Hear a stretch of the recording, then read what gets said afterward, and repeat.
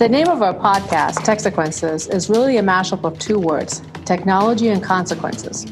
We are fascinated by the consequences, intended or unintended, of the internet and related technologies for the way we live, play, and work. We are your hosts, Leslie Daigle and Alexa Rod. We started our careers at the dawn of the internet and have been friends, colleagues, and comrades in arms for the better part of 20 years. In this podcast, we examine the impact internet-related technologies have made or may make in our lives. I'm Alexa Rod. And I'm Leslie Daigle. Welcome to TechSequences. In the spring of 2023, along the rugged lip of the Washington coast, an 85-year-old woman named Jan Worrell is sitting in her recliner, watching the distant frickling lights of the crab boats. Jan's life had been defined by a deep physical resilience, climbing mountains with pickaxes, raising 6 children, and surviving the loss of 4 husbands. But as scoliosis began to bend her frame, she faced a new kind of adversary, a loneliness and silence so heavy that the U.S. Surgeon General has officially labeled it a profound threat to human health, as dangerous as smoking 15 cigarettes a day. Into this void steps a small machine called ElliQ. It looks like a reading lamp, but it speaks with the cheerful voice of a young woman.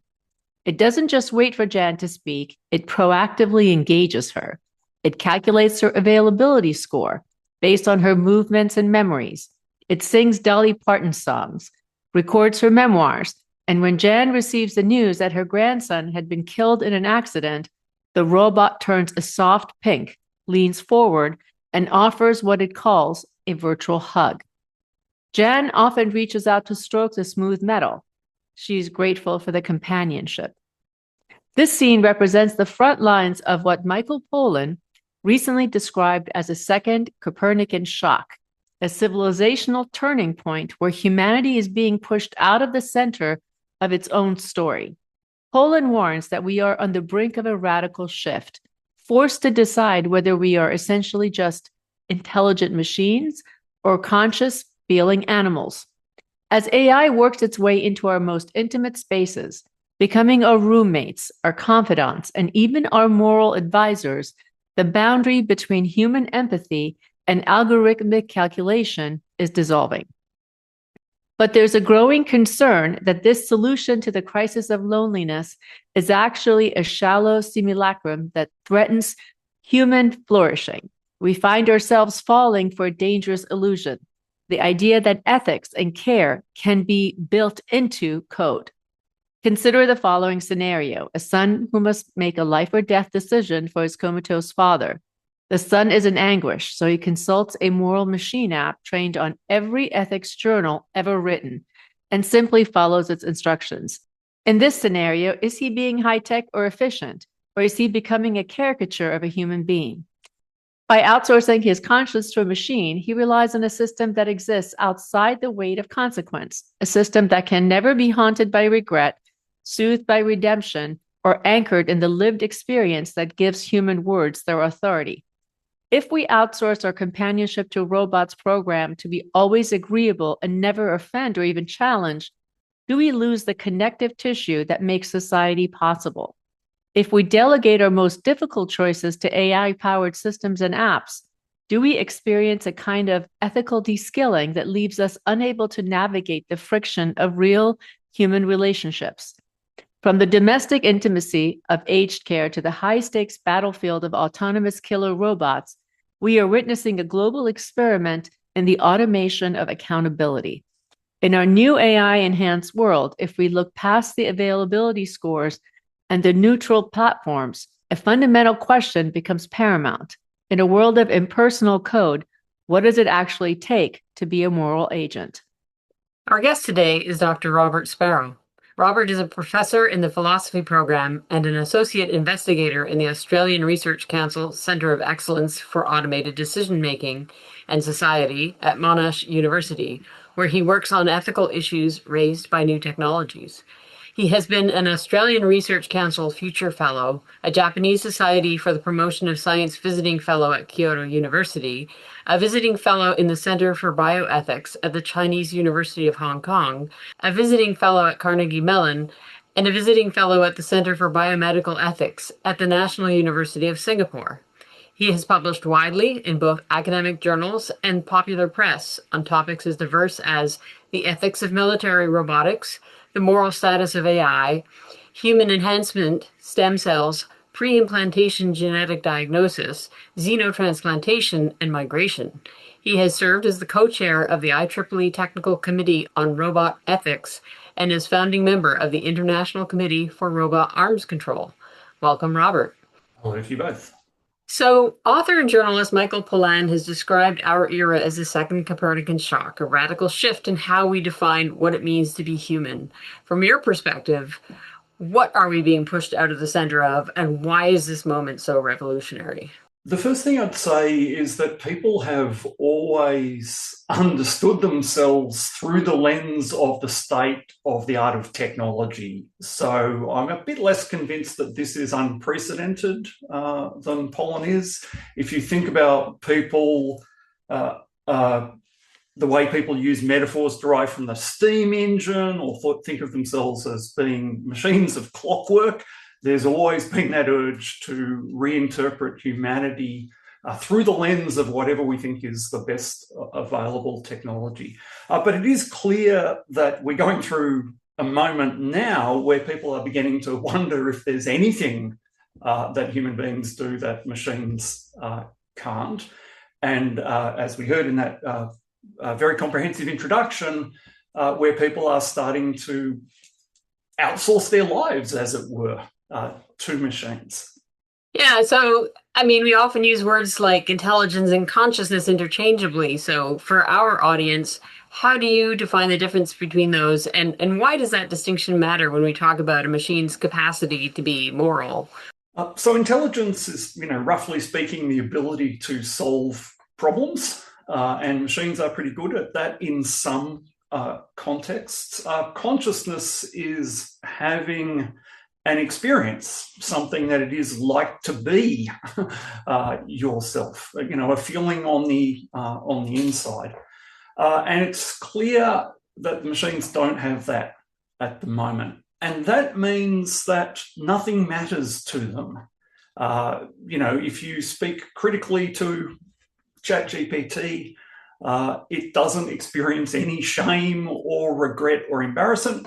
Clearly, it can pretend to, but these systems are not yet themselves conscious. And so they don't have what you might think of as skin in the game of life. There's nothing really at stake for them. And that makes them quite dangerous when we start putting them in this role where we ask them to make important decisions, because in a fundamental sense, they really don't care.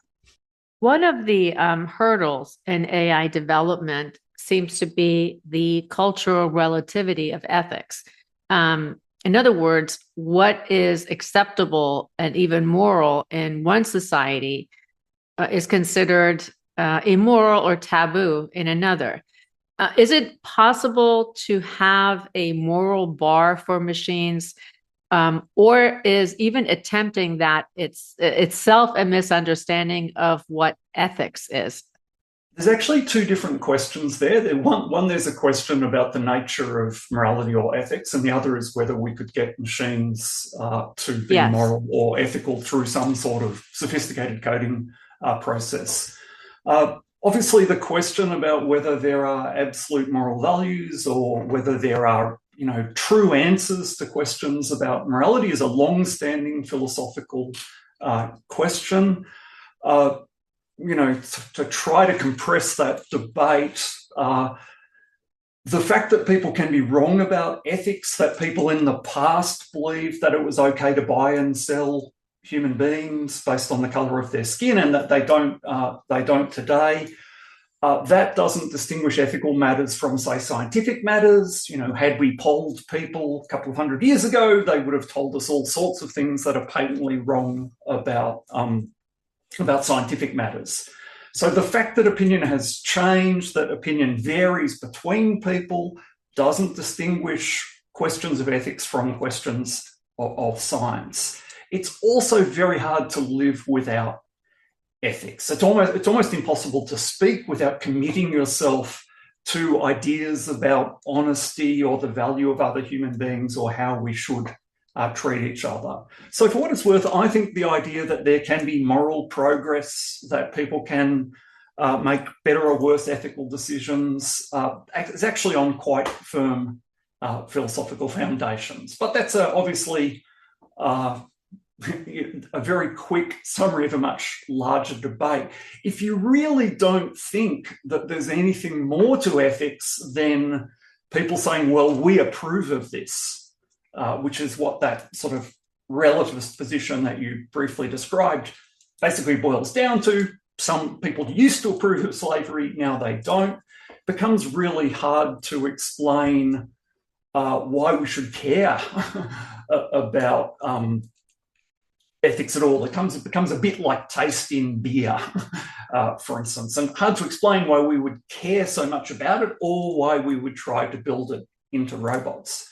Now, that project, building ethics into machine, there are lots of people out there training large language models on all the ethics textbooks. But to my mind, that radically misunderstands the nature of the ethical because there's something deeply personal about ethical decisions, which means that we can't educate people by, for instance, just giving them a book. You know, like that model of ethics as a set of principles that you can just write down and you will end up leading a good human life, that really struggles to explain why I can't just go to my students at the beginning of the semester and say, look, here's what it means to be ethical. Memorize these. Now you're all good people. Now we know that's a caricature. Ethical education requires a deep engagement with the world, requires accepting responsibility for the life that you are leading, and it's not something I can do for you. And for that reason, I can't simply give a machine a lot of ethics textbooks. You know, it reads them and starts churning out the right sentences, but it's not living a life and it's not responsible for anything that it's doing, and it doesn't really confront any ethical decisions, because confronting an ethical decision is something that requires you to be engaged in the world in a certain way. So I think the whole idea of moral machines is mistaking the fact that we can certainly build machines that make decisions that we would prefer them to make. You can clearly build a machine that is unethical in the way, at least in the way that we apply it or it functions in the world. But the idea that the machine itself is going to do ethics or become a virtuous creature, that's what happens when engineers who don't understand the ethical start trying to work outside of their expertise. Yeah, I'm reminded of that old saw that we are human beings, not human doings. And part of what you're describing there is getting to the core of that. The AI might be doing stuff, but it's not being in that same way. Look, I don't think that people really believe that these machines are doing anything either. And we can see that because when it comes to the question of who should be held responsible for what they do in scare quotes, we look to a human being. We don't think, oh, we should punish the robot or we should condemn the robot. We say the person who programmed that robot or the person who trained it, they are responsible for what the machine, for the consequences that the machine has brought about in the world, or the use of the machine has brought about in the world. So I think it's really important to understand that these things aren't moral agents. It's not just that they can't have experiences, but they actually can't act in the world in the way in which you and I act in the world. If you kill someone, I know who to hold responsible, who to condemn, and who to punish. If the sort of AI-enhanced X-ray machine goes wrong and irradiates a whole lot of people, we don't think right off to jail with you. We think, okay, the person who designed that machine should face the consequences. So you particularly went into the thought experiment that Alexa outlined in the opener, the notion of having a son, Adam, who uses this moral machine app to decide his father's medical fate. So with what you've described just now, why do you argue that Adam cannot escape responsibility, even if the app gives him the correct advice? I think this goes deep to the heart of the ethical, the idea that you are the person who is held responsible for what you do. And one doesn't need to involve a machine to do that. Imagine the person who has a whole lot of those tea towels with aspirational slogans, hanging off the rack on the oven, and they're facing a moral crisis. They have to make a really important decision, and they think, oh, am I going to turn off the life support machine that my aging father is on, look across to the room to a tea towel and read the slogan and think, oh, right, I'll do that. Okay. And then when their brother or sister comes back to them and says, look, you made the wrong decision there. You didn't understand what Dad would have liked, or you didn't take into account the wishes of the other members of the family. That person can't go, oh, well, but the tea towel made the decision. I read the tea towel, and the tea towel had a quote from Mother Teresa on it. So it's simply not possible to pass off responsibility for the things that we do, even to other people, let alone to a machine. Notice the difference here between, what we might say of someone that they took this seriously or they agonized over it, and the person who just, types a few keys on an app, spits out an answer. So, okay, that's what I do. So there's a really clear line here between, say, practical matters where if I pay an architect to design my house and the house falls down, killing one of my neighbours, in that circumstance, it does seem appropriate to blame the architect, to say, I did what was required of me. I don't know how to build houses. The architect did. There aren't ethical experts of that sort. I can't escape responsibility for what I do by saying I consulted a philosophy professor.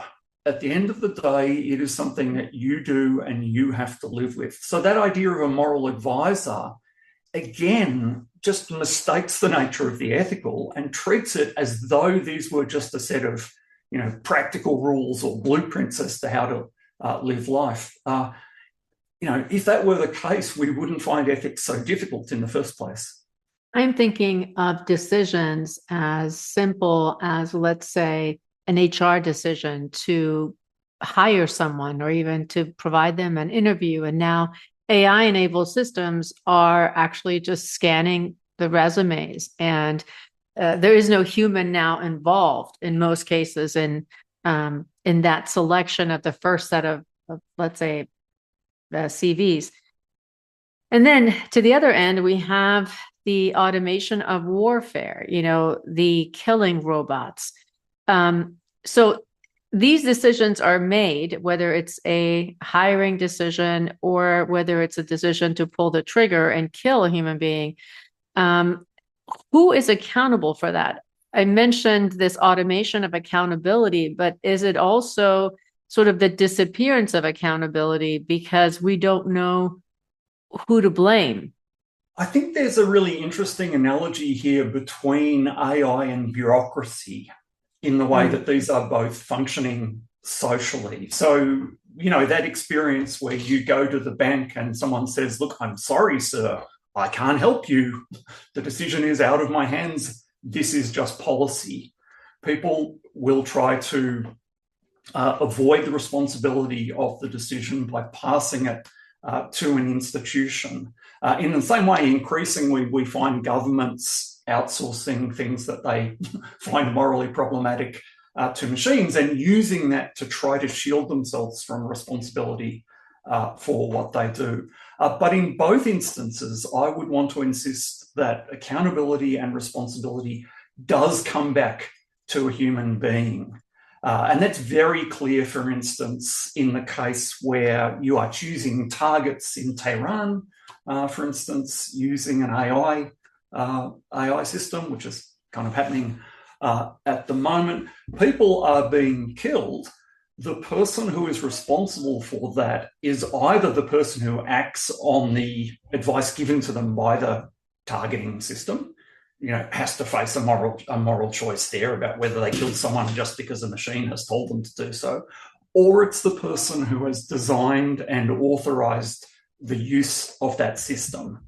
It's very clear that it's not the system itself, and it's also clear that we shouldn't accept the idea that no one can be held responsible. These are complicated systems. Sometimes it will be difficult to allocate responsibility, but that's often true in life. There's multiple factors involved in some chain of events that leads to an outcome.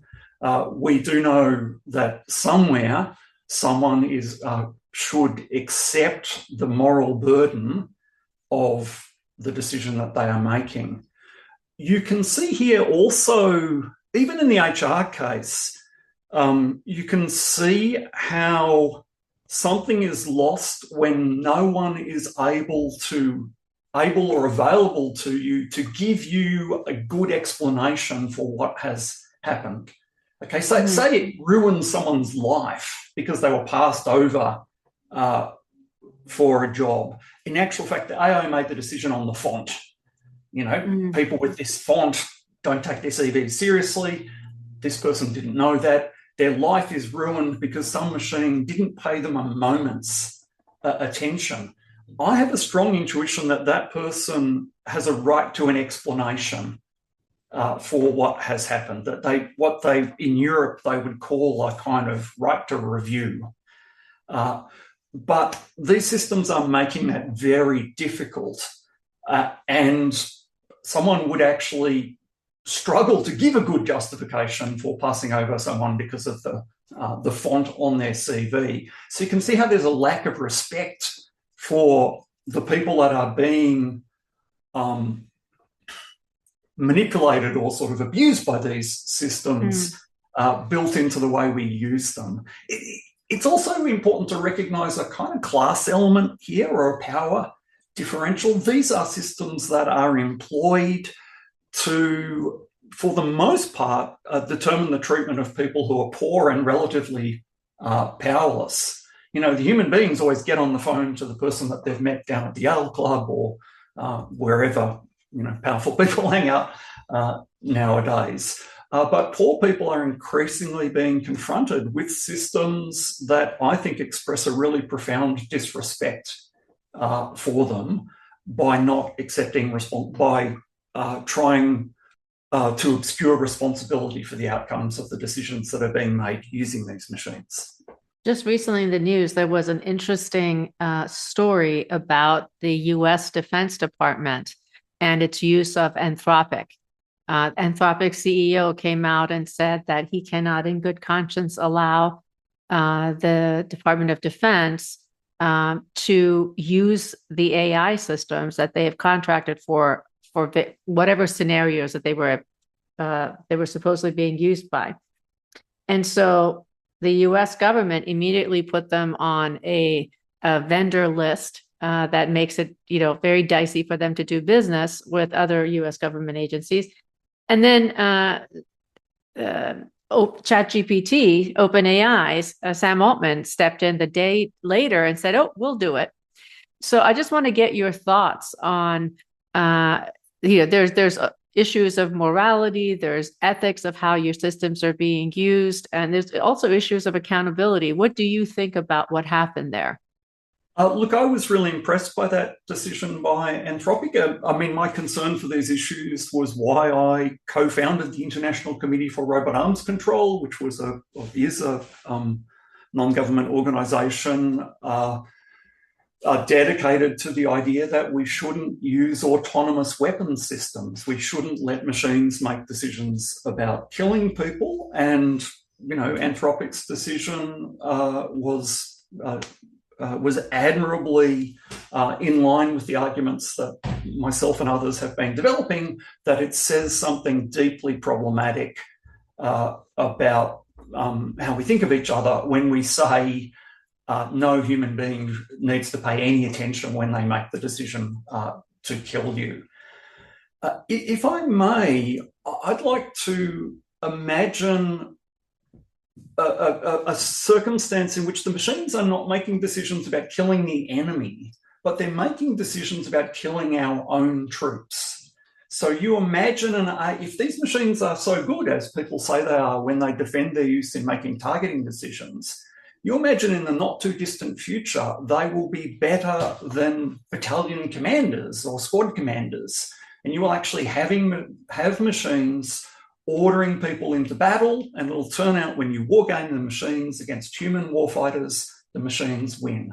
So somebody puts one of these AI systems in charge of our troops, and that machine says, you know, you three go and draw enemy fire on that hill, and the rest of us will do a flanking maneuver and win the engagement, but you three will probably be killed. At that point, it seems to me that people start to think, well, hang on a moment, that's not fair to our warfighters. They deserve better than being ordered into battle by a machine. But if that's true, then using the machines to make decisions about killing the enemy is problematic for the same reason. People deserve better than that. They deserve more. I'd like to think a little bit about the sort of follow-on effects. We've talked and through a number of examples where responsibility has been obscured, whether it's by the use of an AI system or a lot of bureaucracy. What are some of the sort of knock-on effects the more distant we get from the bearing of responsibility for these decisions? What does that do for us as individuals or as society? It makes us shallow, and it makes us thoughtless. And we see this not just with the the use of AI to make the big decisions, but the kind of, someone who asks ChatGPT, what should I buy my wife for her birthday? You can see that that's kind of dumbing them down at a really profound level. And it's really interesting to think about where one should be willing to use AI, the kind of Google Maps ways. How do I get here? There's a sense in which you don't think that's a morally fraught decision, but, writing the condolence letter or, making the decision about your divorce by outsourcing it to a machine, you can see how that reveals you to be shallow. But also means that when you actually do need to make a decision yourself, you won't have had the practice. So, for instance, I really worry about this with my philosophy students at the moment. Chatbots write pretty good philosophy essays nowadays, better than some of my students. But when I get my students in a classroom and ask them what they think, you can really tell the difference between the people who wrote the essay themselves, who have grappled with the issues, and the people who took 30 seconds to prompt a machine to do it. And those people are completely stuck. They simply don't know what they think about the matters that we've spent a whole semester studying, because they haven't grappled with them themselves and they haven't paid any attention. There are systems now that will listen to all the lectures for you and then write the assessments for you. And one will learn nothing from that.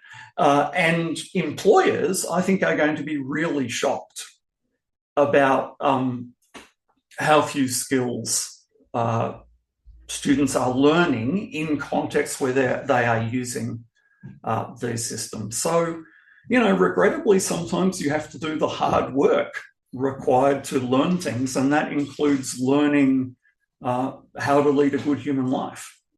Going back to the example in the opener, this was based on a New York Times article about this robot companion and ElliQ, and I suspect that won't be the first nor the last. So we see this robot companion that is, at least certainly on the surface, looks like it is providing companionship and some level of empathy to this 85-year-old woman. By empathy, I mean, turning pink to express some emotion, which of course it doesn't feel. You call this deception. There's a deception occurring in this interaction. But do we care that there's a deception? I mean, she probably knows that this is a machine, not a human being. But if it's still providing that companionship, should we care? I think we should care. And I think there's a number of ways that we can illustrate that or come to understand it. So these machines are designed to deceive. I mean, it's not just that people end up being self-deceived about what the machine is doing or thinking. I mean, it's very hard to see why someone would feel happy that a machine has remembered their birthday if they were fully conscious that that doesn't care at all. It's simultaneously remembering the birthdays of millions of other people at the same time. There's no emotion there whatsoever. If you really believed all of that, then, what joy is there? The fact that this thing pops up and says happy birthday. So the machines are fundamentally about manipulating the user. They're designed by anthropologists, have spent a lot of time informing the design of these machines to work out what kind of things generate certain emotional responses to people. And that strikes me as being unethical. Another way of coming to this is just imagine that my policy in aged care setting was to give everybody, a combination of ecstasy or Molly and magic mushrooms. Okay, and as a result of this pill that I give everyone in the morning, they're all happy and chatty. They don't feel lonely anymore because they're constantly hallucinating people who care about them. And as a result of having conversations with imaginary people, no one would think, very few people would think that was an appropriate way to deal with loneliness and social isolation, just to drug people to make them happy. We get that is inauthentic. We get that is manipulative and disrespectful. Now, of course, some people say, what does that matter as long as people are happy? But it turns out most people, if you ask them, they don't just want to be happy. They want the world to be as they want it. So it matters to me whether my partner genuinely loves me.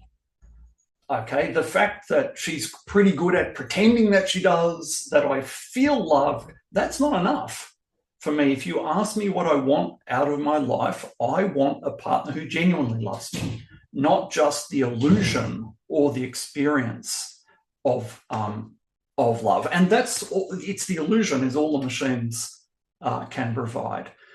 And finally, it's important to pay attention to the distinction between loneliness and social isolation. Giving someone one of these machines doesn't address social isolation. Social isolation is contact, how much contact you have with real people. Someone who is alone with a robot is still alone, even if that robot makes them happy. And because it makes them happy, they're actually much less likely to seek out people who might stop them being alone. So I think these machines are actually quite dangerous in that they turn off our alert system that we have that helps us understand whether or not we have enough human contact, which is our sense of loneliness. They turn that off. Or they think, okay, you're not lonely. And as a result of that, I stop going out. I don't meet anyone. And I live this life just completely by myself with the machines. I do think that is not a good model of a human life. And it will turn out to be really bad for people for other reasons, because we don't just need to feel that we are loved. We need the things that people who genuinely love us do for us. And that kind of daily help and companionship and physical touch and, cuddling in bed or just giving each other a real hug, the machines can't do any of that. Somehow I have images of crazy cat lady when talking about that, but at least a crazy cat could give you a hug. Interestingly, I think that we can have genuine relationships of a sort with animals.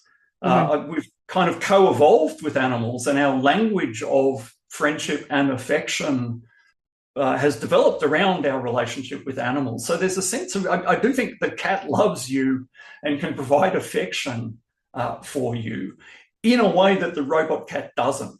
Okay, certainly the robot cat is pretending to be a real cat and doesn't offer what it is that the real cat offers. So if I had to be alone with, with only non-human companions, I'd choose the cat every day. So it feels like we're at an inflection point as these systems are becoming more prevalent and the world isn't really quite ready for them. By way of wrapping up this discussion, some thoughts on where do you think this is going, and maybe slightly differently, where do you think it should go?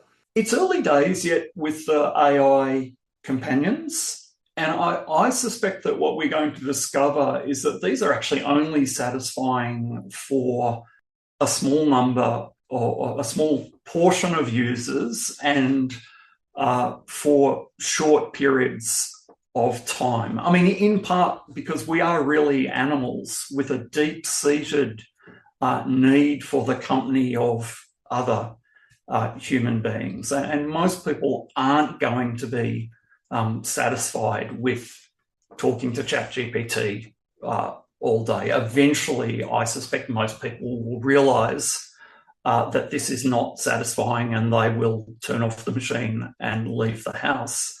Part of what I find depressing about the pretense that this is a good solution to the problems in the aged care setting is that people never ask older people what they want when they're developing these technology. I've been studying the ethics of aged care robots for, close to 30 years now, and people have been pretending that the solution to loneliness and frailty in the aged care setting is robots for more than 30 years. But one hardly ever meets a gerontologist who thinks that this is a good idea, or an aged care nurse. What do you want? They never say robots. And if you talk to someone and you say, how would you like your life in advance? What do you imagine it like being 87? No one says, oh, I hope I'm surrounded by robots. They talk about, I hope I can see my grandkids, and I hope that I'm still actively engaged in the community. These technologies are being foisted on people as a half-assed solution to real social problems by tech bros and by, sometimes by quite well-meaning people. But if you ask yourself, what do I want out of my life? Very few people think, oh, surround me with the machines. I'll just be in a pod talking with my imaginary friends. I think people will realise that fairly quickly. I think some of the other use cases are more difficult in a way. The drivers of the use of autonomous weapon systems are very, very powerful. These things, make decisions more quickly than human beings. They can operate in circumstances where remote controlled machines can't. The dynamics driving the development of the robotic weapons or the AI decision systems are powerful, and that I think needs to be met by civil society opposition and resistance. I think we should clearly state that we are better than this. We think that even our enemy deserves a human being making the decision about whether they live or die. And we should imagine what it would be like ourselves to be fearing being targeted by some machine that knows nothing more about you except that you've rung a few people on your telephone, and that metadata suggests that you deserve to be killed. If people flip that, then it seems to me that they might actually push back and say, this isn't the world we want to make for ourselves. We also need to address the politics of technology. It is extraordinary how people have given up on the idea of social and political revolution. Very few people have a clear sense of their agency in the world. They think that they can build a better world. But when it comes to technology, we embrace this language of revolution all the time. But the idea that these unelected people, who are all from a very narrow demographic background, are going to remake my world without consulting me, I should feel the same way about that as I feel about a dictator. Someone just announces, I'm going to put all the truck drivers out of work. Okay, if a politician did that, let's sack all the truck drivers, people would be appalled. But when it's a group of engineers building driverless rigs, everyone says, hurrah, the future.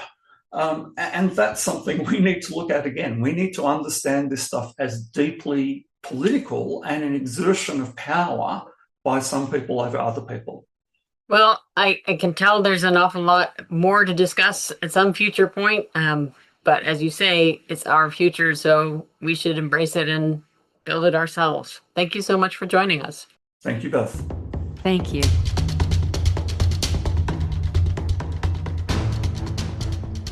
Thanks for listening to this TechSequences podcast. We are Leslie Daigle and Alexa Rod. You can reach us by email, techsequences@techsequences.org. We'd love to hear from you to know what you thought about this episode or ideas for future episodes. TechSequences. Follow us on Twitter and Facebook and subscribe through your favorite podcasting service.